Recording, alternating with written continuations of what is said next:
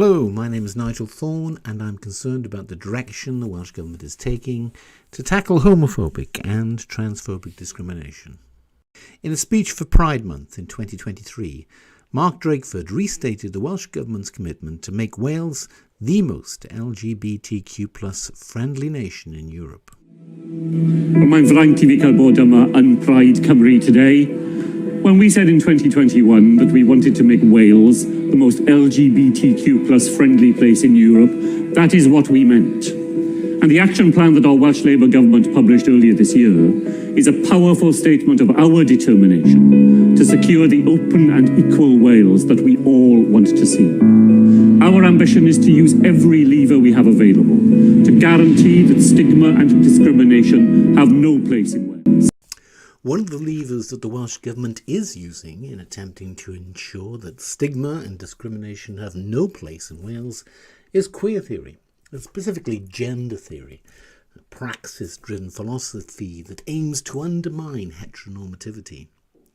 Queer theory is one element of gender identity ideology, a belief that we all have a gender identity that is independent of our biological sex. Leo Sapir, a fellow of the Manhattan Institute, recognises two mutually incompatible propositions underpinning gender identity ideology: queer theory and gender identity essentialism. Gender identity essentialism is the belief that gender identity exists pre-socialization. It is innate. Among many organisations who promote this belief is Stonewall. Stonewall tell teachers that children can recognise their gender identity from as young as 2 years old.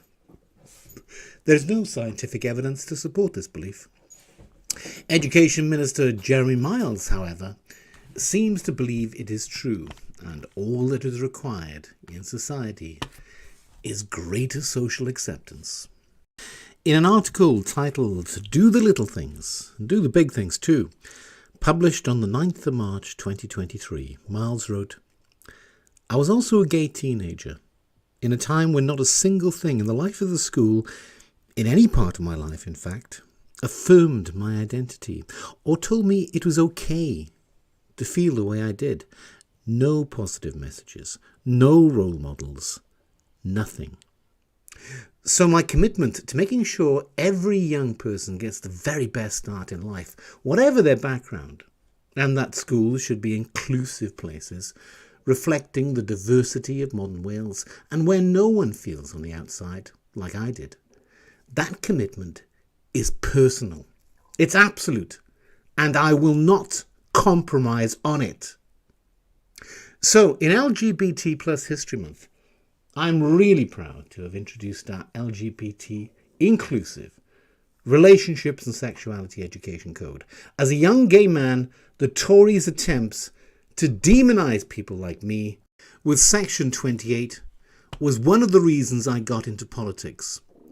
We have brought in these changes despite an organised misinformation campaign involving hard right elements, and I promise you, I will stand up to them.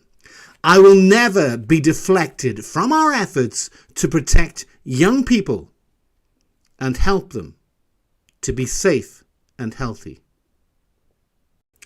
The problem is, there is no evidence that there is such a thing as an innate gender identity. Without gender identity essentialism, the ideology is just left with queer theory. And queer theory is a political philosophy whose proponents believe that power lies within language, and by forcing a change in the language that people use, they can change people's perceptions. Cardiff University is a hotbed of gender identity radicalism, and they have a Sexualities and Gender Research Unit. Their webpage states, "This research cluster brings together people interested and involved in research on sexuality and/or gender, primarily in the School of Social Sciences, but including interested people from other schools and departments.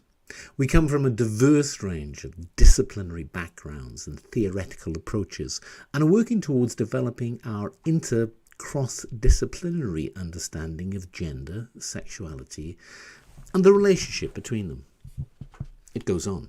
At one level, gender may seem much more susceptible to definition. It has traditionally been said that while sex is biological, one is male or female, gender is social and cultural. But recent theorists, following Judith Butler, and including some of our members, see biological sex and gender as inextricably mixed, and both, in some senses at least, culturally constructed and performative. Some, indeed, question the usefulness of gender as a category. Nevertheless, we do talk about gender and are interested in the difference that gender makes in a variety of sites, from the workplace and school to popular culture and literary texts. Those who question the usefulness of gender as a category are those who hold gender-critical views. Gender-critical people believe that biological sex is immutable, gender is a social construct, and that people should not feel constrained by social expectations of roles and behaviours based on their sex. In contrast, those who follow Judith Butler, an academic heavily influenced by postmodern ideas derived from French philosophy, are queer theorists and believe they have a mission to change society. As it states on the Sexualities and Gender Research Unit webpage, we are committed to delivering research that matters. The research section of the webpage states, staff and graduate students in the school are involved in research and scholarship in the following areas: Welsh Assembly, the old name of the Senate, mainstreaming gender and sexuality policies, gender and education. The underlying premise of queer theory is that power lies within language, and by forcing a change in the language that people use, they can change people's perceptions. If perceptions are changed, people's behaviour will be liberated from social expectations. Queer theory aims to undermine heteronormativity, the perception that to be normal, boys must be masculine and sexually attracted to girls, and girls must be feminine and sexually attracted to boys. Butler refers to this as the heterosexual matrix. In her seminal work, Gender Trouble, she writes, "There is no reason to divide up human bodies into male and female sexes, except that such a division suits the economic needs of heterosexuality and lends a naturalistic gloss to the institution of heterosexuality. Hence, for Wittig, there is no distinction between sex and gender. The category of sex is itself a gendered category, fully politically invested, naturalized but not natural." The second, rather counterintuitive claim that Wittig makes is the following: a lesbian is not a woman. A woman, she argues, only exists as a term that stabilizes and consolidates a binary and oppositional relation to a man. That relation, she argues, is heterosexuality. A lesbian, she claims, in refusing heterosexuality is no longer defined in terms of that oppositional relation. Indeed, a lesbian, she maintains, transcends the binary opposition between woman and man. A lesbian is neither a woman nor a man. But further, a lesbian has no sex. She is beyond the categories of sex.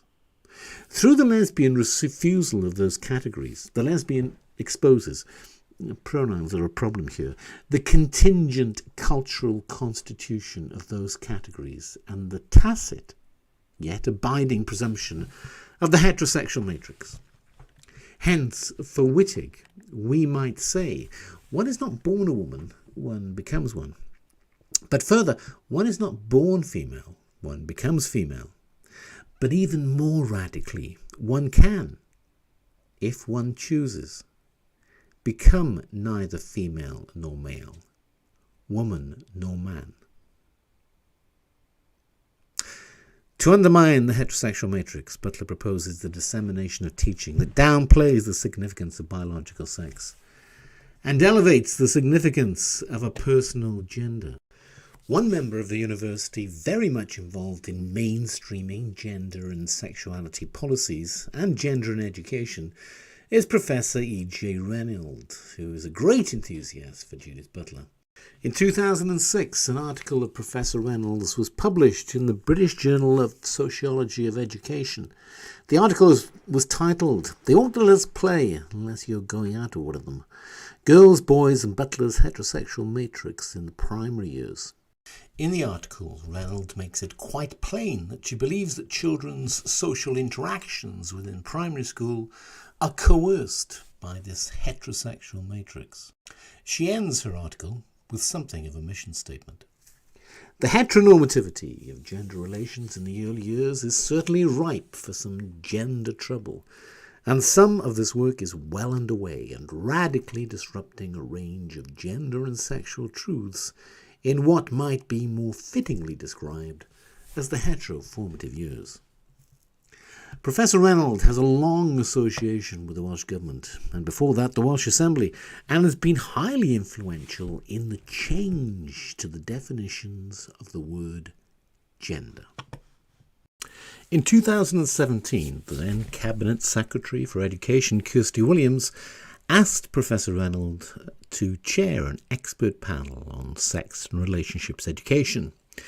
In December 2017, 2 documents were published: The Future of Sex and Relationships Education Curriculum in Wales and Informing the Future of Sex and Relationships Education Curriculum in Wales. Both contained a highly verbose definition of the word gender in the glossary that was derived from the work of Judith Butler. The definition of the word gender includes the following: while the concept gender can include the different ways societies assign chromosomes or body parts to sex categories, it is not synonymous with sex. This is in contrast to the definition of gender within the Oxford English Dictionary. Kirsty Williams accepted the proposals and thanked Professor Emma Renold for her work. In 2018, Professor Renold took these new ideas to the United Nations. They discussed the making of the innovative national resource Gender, which was developed by Professor Renold in association with the Children's Commissioner for Wales, the NSPCC, Cymru, Welsh Women's Aid and the Welsh Government. The definition of the word gender in the Future of the Sex and Relationships Education Curriculum in Wales document is repeated here. The Gender resource encourages children to question their gender and to get beyond the binary. The resource states, "We wanted to let people know that in the animal and human world, sex is not just male and female. There are also many different genders." It also encourages young people to watch online video blogs and use the social media site Tumblr, where Butler's ideas were spreading rapidly amongst teenage girls. The most important theme on Tumblr during this era was disembodiment. You have to remember this as we start to go through all of these crazy gender and sexuality labels that came out of Tumblr during this era. Teenage girls are prone to disembodiment as they start to go through puberty and they experience things like sexualization and catcalling for the first time, and the body becomes a site of a lot of anxiety for teenage girls. The political ideology that they developed on Tumblr was therefore defined by a separation from the sex body and an intense amount of anxiety around sex and sexuality. And now many people might be thinking that these ideas aren't new. They're from academia, particularly gender studies departments, and you'd be right. But these ideas were made real in concrete on Tumblr. Teenage girls are not particularly good at nuance or philosophy or anything else because they're kids. So the complex theories laid out in Butler became really crude and simplified. Performing a gender meant literally being that gender in every sense, regardless of biological sex, sexuality, perception, appearance, anything else. Butler's theories may have remained popular in postmodernist departments of universities, but the reason why gender identity ideology is so popular today and embedded in the third sector is because teenagers took their ideas and ran with them. Young Welsh people have certainly run with these ideas. What do your guys' flags mean, in case someone doesn't know what it means? My one that I'm wearing is the trans flag.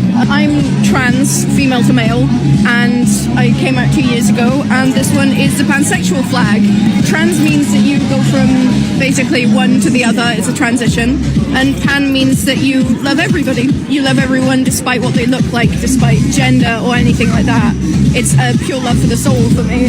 So my flag is lesbian. Depending on which definition you look, it's either women who only love women or it's non-men who only love non-men. It's simple. Transgender women are women, transgender men are men, and non-binary people are non-binary. Gender fluid people are gender fluid. Gender identities are valid, and if you're unable to take a concept on board because you're stuck into the binary that you were taught as a child and you can't learn from that, that's fine. Just keep your mouth shut, because it's nothing to do with you. For everyone who's accepting of our community, thank you very much. But I'm just grateful that I live in Wales, where my government accepts the validation of people. Although it is much less popular now, gender identities are still being created on Tumblr. And young people use the social media platform to share stories of their surgeries and the doctors to avoid. By 2022, the new RSE code and guidance to be used by every publicly funded school in Wales was approved. It does radically disrupt a range of gender and sexual truths. Following Butler's guidance within the code, there is no mention at all of the words male, female, man, boy or girl. There are, however, 17 references to the word gender. The new code and guidance did make the news, even in Canada, commonly regarded as the wokest country in the world. Children will be taught that gender is an innate identity, but also refers to social expectations of roles and behaviours. Meanwhile, a gender was getting lots of recognition around the UK. In February 2023, the LGBTQ+ Action Plan was published. In the glossary of the plan, there is yet another definition of the word gender. The sociological definition has been dropped entirely, and gender is simply defined as a term that is used to refer to whether someone's internal sense of themselves is female, male, or non-binary. People's gender does not always align with the sex they were assigned at birth. This term is sometimes used in the context of gender expression or gender identity. In April 2023, the United Nations independent expert on sexual orientation and gender identity, Victor Madrigal-Borlos, visited Cardiff and met with Hannah Blythen and a number of trans activists. In June 2023, the Welsh Government issued a press release that stated, United Nations praises Welsh Government's LGBTQ+ Action Plan for Wales as example of good practice in human rights policy making. The press release quoted Deputy Minister for Social Partnership Hannah Blythen. The United Nations praise for our LGBTQ+ Action Plan and ambition to become the most LGBTQ+ friendly nation in Europe is humbling. But I very much recognise there remains work to be done, and that Pride events still have an important part to play across our nation. Sadly, LGBTQ+ people continue to face attacks globally, especially transgender women and girls, and our rights are at risk of being rolled back. That's why, here in Wales, we stand proudly together with and within our LGBTQ+ communities.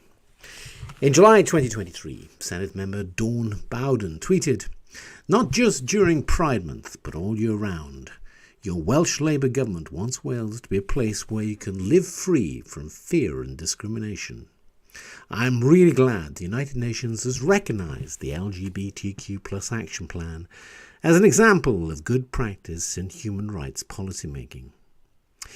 In June 2021, Madrigal-Borlos acknowledged that gender is not innate.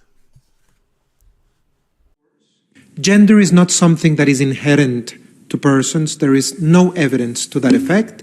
Gender is, in fact, the relationship between the person's free will and the series of stereotypes that assign behaviors or patterns or roles to a particular given sex or to the understanding of sex in a given society. Why then is Madrigal Borlos praising an action plan that changes the definition of words? The answer comes in a virtual queer workshop he attended in October 2021. The inquiry that I carried out in relation to gender also touches upon the significant concern that appears to exist over the challenging of the binary.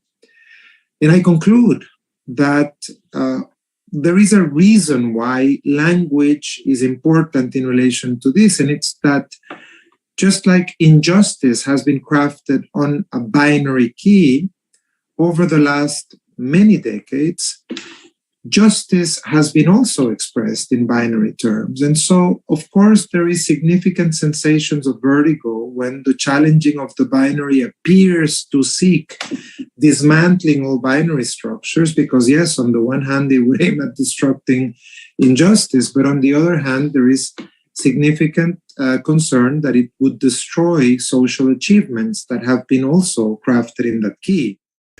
Madrigal Borlos, in line with the queer theory philosophy, believes social injustices arise not from material reality, but from language.